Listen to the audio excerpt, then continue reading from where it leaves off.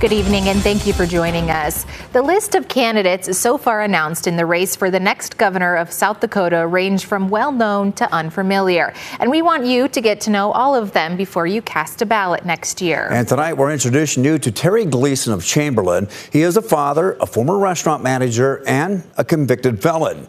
Chamberlain's Dan Santella met up with him to learn about his motivation and the likely long odds he faces.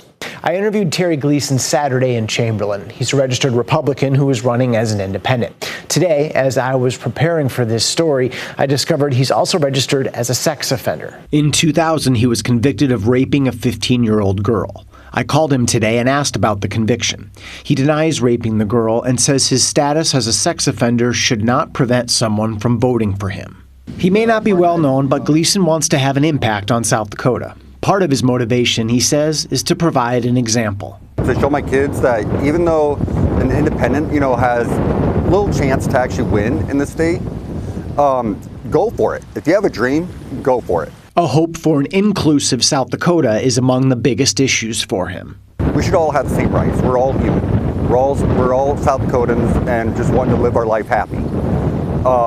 That's one of my biggest deals. Drug trafficking has also caught his attention. Cutting off the head of the snake instead of going after the little tail of the snake of the little dealers and the little buyers, go after the trafficking.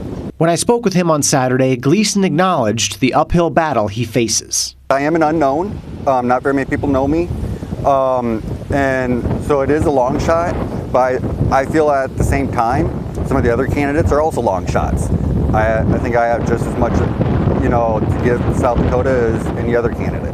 Dan Santella, Chamberlain News.